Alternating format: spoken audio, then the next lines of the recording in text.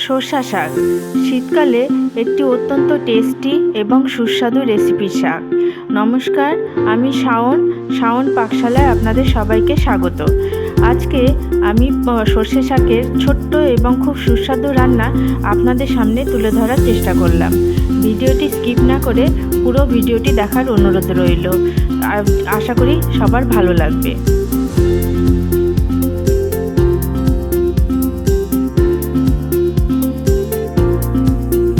রান্না শুরু করছি শাওন পাকশালা কবিতার ছন্দে। ভিডিও দেখে রান্না করুন মনের আনন্দে। নমস্কার বন্ধুরা, শাওন পাকশালাতে সবাইকে স্বাগত জানাই।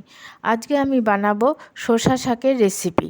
তার জন্য আমি শসা শাকটাকে ভালো মতো করে কেটে নিয়ে ধুয়ে নিয়েছি। আর এখানে নিয়েছি অল্প মুগ ডাল, সেটাকে একটু ড্রাই রোস্ট করে নিয়ে একটু সেদ্ধ করে নিয়েছি। এখানে নিয়েছি 5টা চেরা কাঁচা লঙ্কা, কয়েকটা বড়ি, 2টো শুকনো লঙ্কা আর নিয়েছি কালো জিরে। এখন আমি রান্নাটা করে নেব। আমি কড়াইটা বসিয়ে দিয়েছি, কড়াইটা গরম হয়ে গেছে। আঁচটাকে লো টু মিডিয়ামে রেখেছি। এখন আমি এই কাঠখোলায় বড়িগুলোকে আগে ভেজে নেব, তাহলে হয় কি বড়িতে তেলটা কম টানে। আমি কাঠখোলায় ভেজে নিয়ে অল্প তেল দিয়ে দিয়েছি। তেলের মধ্যে বড়িটা এখন ভেজে নিচ্ছি। বড়ি ভাজা তেলটার মধ্যেই আমি এখন ফোড়ন করে নেব। দিয়ে দিচ্ছি কালো জিরে, দিয়ে দিচ্ছি 2টো শুকনো লঙ্কা ফাটিয়ে,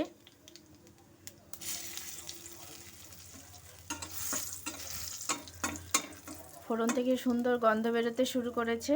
এখন আমি এর মধ্যে দিয়ে দেবো চেরা কাঁচা লঙ্কা,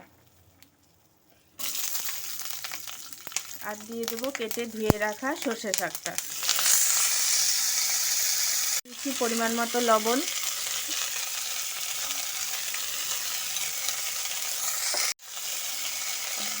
দিয়ে দিলাম হলুদ গুঁড়ো, আর একটু দিয়ে দিচ্ছি। এখন আমি লবণ আর হলুদের সাথে শাকটাকে ভালো মতো করে মিশিয়ে নেব। আঁচটাকে কিন্তু লোতেই রেখেছি।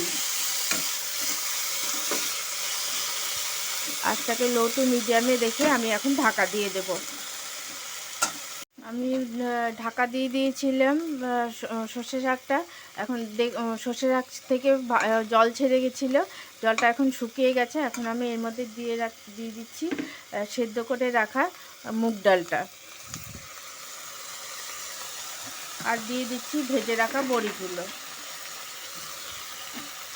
এখন আমি সবগুলো শাকের সাথে মুগ ডালটাকে বড়ি দিয়ে ভালো মতো করে মিশিয়ে নেব। এটা খুব ছোট রান্না, আর এটা উত্তরবঙ্গের হিল সাইডে দার্জিলিং, কালিম্পং, কার্শিয়াং খুব এই সমস্ত জায়গাতেই বহুল প্রচলিত। আপনারা যদি কোনো সময় ঘুরতে আসেন তাহলে হোটেলে দেখবেন এটা আপনাদেরকে সার্ভ করছে, বা আপনারা যদি বলেন ওরা এটা রান্না করেও দিতে পারে। এটাকে মিডিয়ামে রেখে আমি আরেকবার একটু ঢাকা দিয়ে দিচ্ছি, বড়িটার সাথে ডাল শাকটা যাতে ভালো মতো করে সেদ্ধ হয়ে যায়। 1-1.5 মিনিটের জন্য ঢাকা দিয়ে দিয়েছিলাম। জলটাও শুকিয়ে গেছে, সব কিছু ডাল, শাক, বড়ি সমস্ত কিছুর সাথে মিশে গেছে। এখন রান্নাটা আমার কমপ্লিট। এখন আমি সার্ভ করার জন্য রেডি। এটা অসাধারণ লাগে। আপনারা এটা শীতকালে এভাবে করে খাবেন, গরম ভাতের সাথে খুব দারুণ লাগে। খেয়ে ভালো লাগলে আমার চ্যানেলটিকে সাবস্ক্রাইব করবেন, লাইক করবেন, শেয়ার করবেন এবং কমেন্ট করে আমার পাশে থাকবেন।